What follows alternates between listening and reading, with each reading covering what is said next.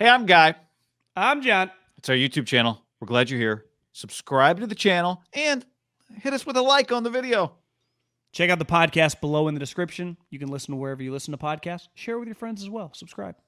So what does this mean if Trey Lance becomes the 49ers starting quarterback this week? If Jimmy Garoppolo is indeed out for the Texans game, we'll find out more this week.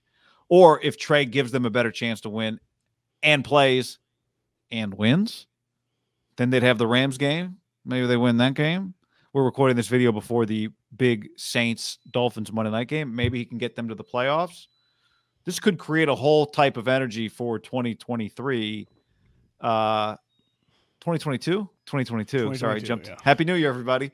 But this could create a whole other discussion through the offseason if he plays well or if he plays poorly. Whatever he looks like, if he plays, is going to create a discussion. Like one, I would say discussion that's happening around the league. Obviously, Deshaun Watson had demanded a trade before he ever got in trouble. But if he's cleared, how much better do they feel about trading him? The last 3 weeks, Guy, 33 of 49, 19 of 30, and then this last week against the Chargers, 21 of 27 for Davis Mills. Now, obviously, it's different when you suck and you're not necessarily playing for the playoffs. But can you imagine if Trey Lance could have, just this weekend, 20 of 30, throw a couple touchdowns, run for 50 yards, not turn the ball over, just look like physically we know he's got some special gifts, but play good football, like just be very productive? I mean, and then you'd have a lot of hype going into the final week that obviously there's just a lot of moving parts. It's hard to tell. I don't think it's out of the realm possibility that the Rams rest guys. Who knows? It's just too early to tell. I think we'll have a much better feel come Monday, the playoff seeding, right?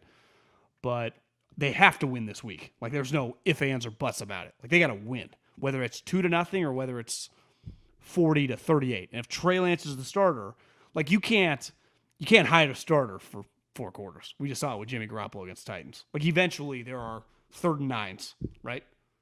And it's like this team, 1985, we know you're going to throw it to one of those two guys. So, yeah, there is going to be a lot of, I just think people are going to look at him a little bit differently, just want to see a little bit more of just like, oh, it's all cool because there's so much on the line. Yeah, and imagine if he actually got to a playoff game and what that experience would do for him. To go from, is he ever going to play, to not only is he going to play, he's going to play on the road in a playoff game. He's got to get there, which means that if he plays, he's going to play in must-win games, basically. Certainly the first one. There is no excuse, even with a rookie quarterback, for losing to the Houston Texans. The Chargers just did it, and it's a complete and utter embarrassment.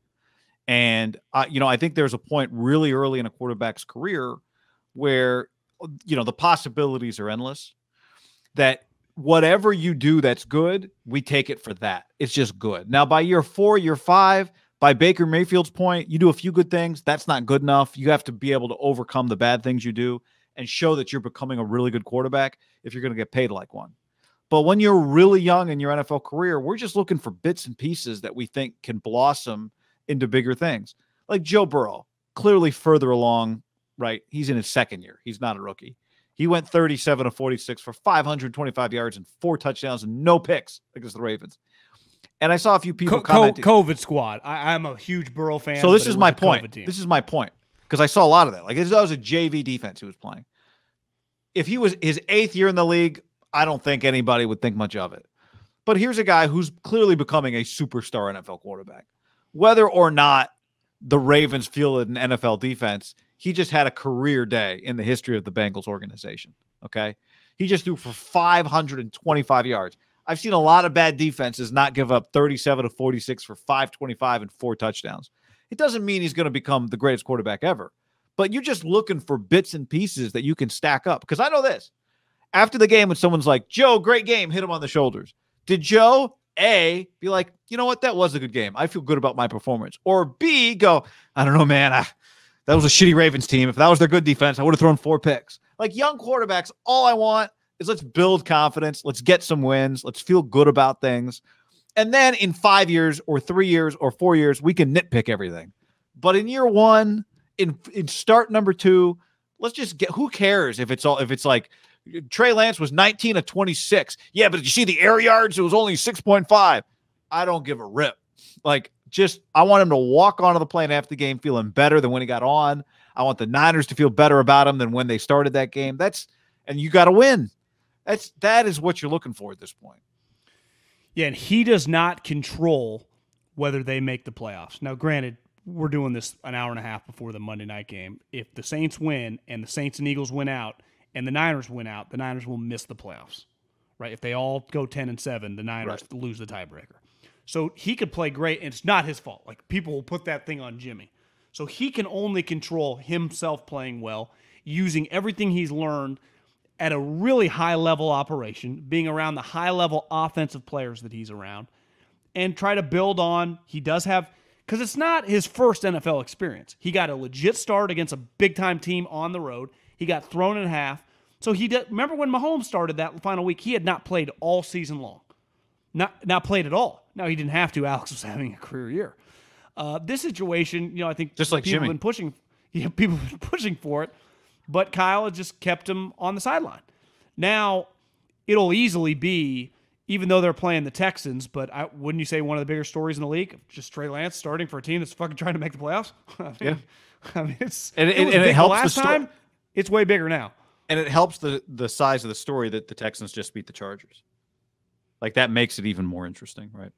What about the quarterback he's playing? We had David Shaw on, and I think he actually spoke, and you had been saying this for a while because I wasn't super locked in on Davis Mills. I think he was a pretty fascinating draft prospect. And I would imagine there were a lot of people in the NFL, executives, offensive coordinators, and probably some head coaches that really like Davis Mills. Now, he doesn't get the buzz that the other 5 guys got, right? Because all 5 of them were drafted in the top 15. And we might not see that happen for a while. I mean, that's pretty crazy, right? 5 guys in the top 15. It was the first time 3 quarterbacks went 1, 2, 3, wasn't it, since like 99? It was the Couch, Achille, Donovan McNabb year. It was unprecedented, the amount of quarterbacks that went. But Davis Mills right now is clearly, he's played better than, he's got 12 touchdowns and 9 picks. He's 66%. Like, he's played every bit as good as Trevor Lawrence, and you'd say his team sucks. Like, how many games has Davis Mills played? He's started 1, 2, 3, 4, 5, 6.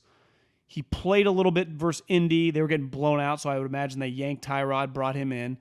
Then he started the last 3 games, so he started 9 games. This will be his 10th start this week. Okay, so Davis Mills has started more games this year than he started in any single year in college. And it's not like this is a 16-game, 17-game season that he started.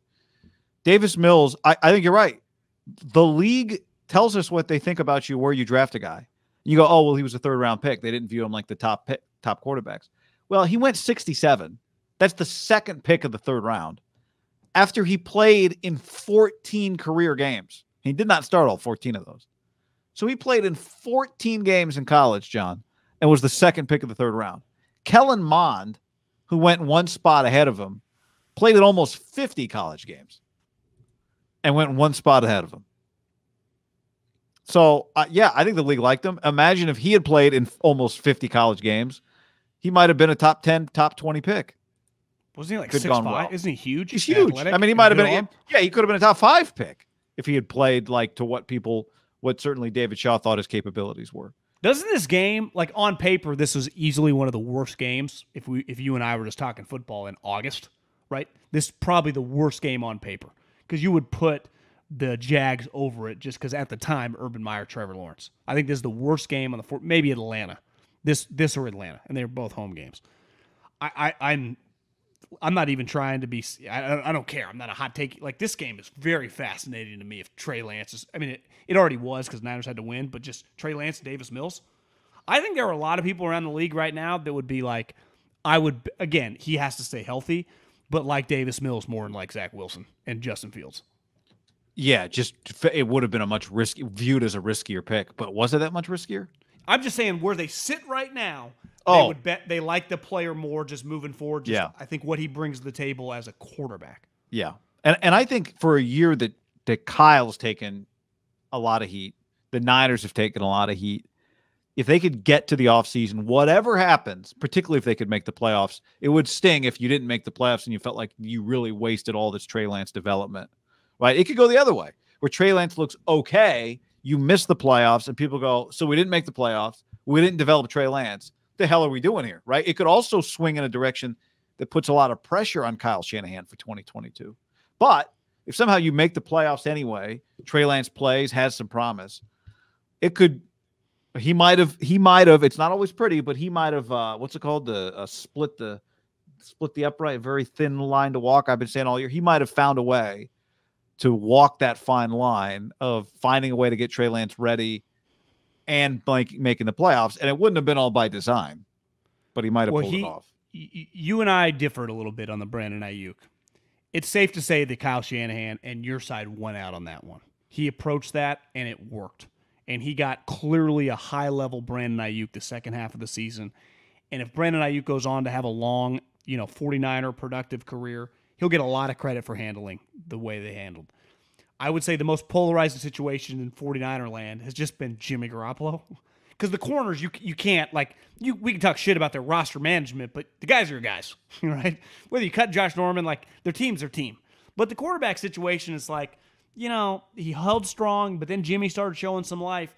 If him just kind of taking a step back has helped Trey Lance to take 2 steps forward, and he's good these last couple weeks, and then gets a playoff start and just shows some promise, the offseason hype and just excitement will grow exponentially, right?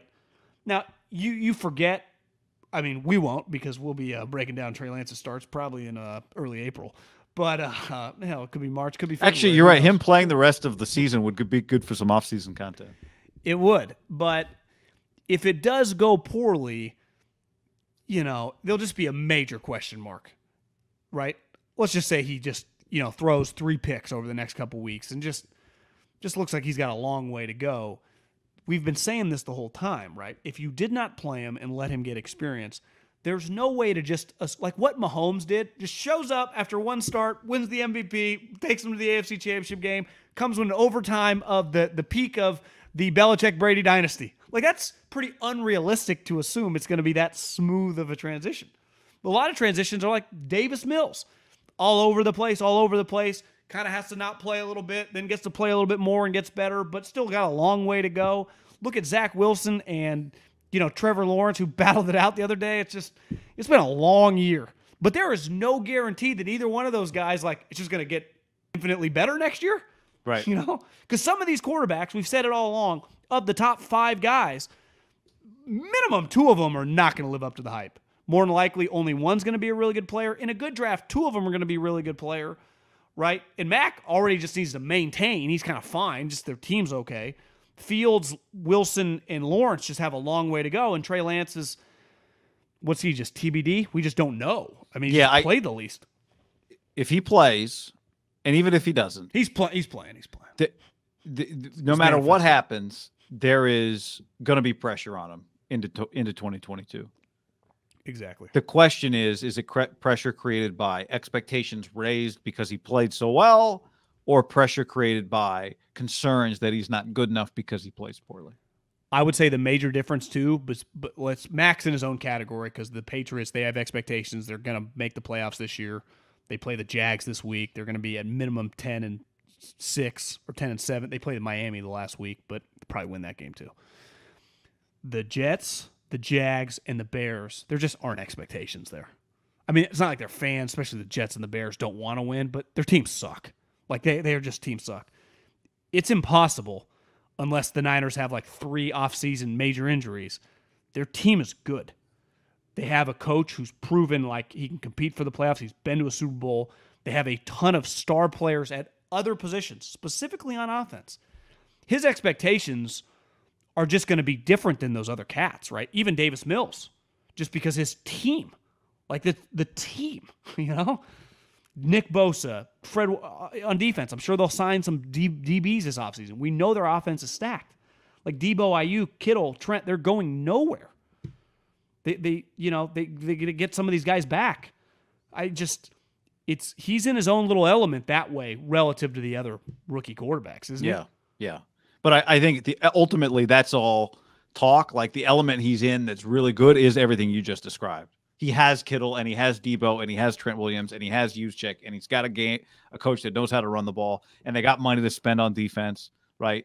No, so it's a positive, but the difference is next year if the Bears or Jets get to like 7-10 and their young quarterback, like, okay, we got something.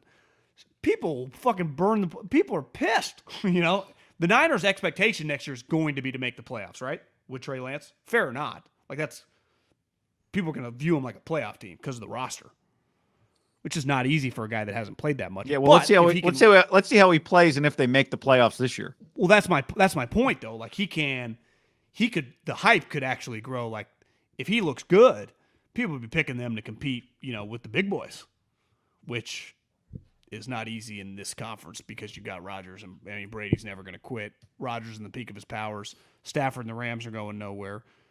Kyler and Cliff are free fall, and they're still clinched a playoff spot, right? Yeah. The Cowboys are young and fast and sweet. The NFC at the top is better than the AFC. And you just play, at minimum, you just play one of the sweet teams in the first round. There's no like, well, if we just get to the third round, we avoid. No, it's just like your first round game, like Tom Brady, Matt Stafford, and Dak Prescott are playing in the first round of the playoffs, right? That's just the way the NFL works. It's not like basketball where it's like you just in some ways it'd be great if he played Tom Brady the first round of the playoffs. It means he played in the playoffs. Yeah, I'd try to get to the Rams. Get to the second round? No, I'm saying I'd want to play the Rams in the first round, take my chances over Brady. Yeah, no, I understand.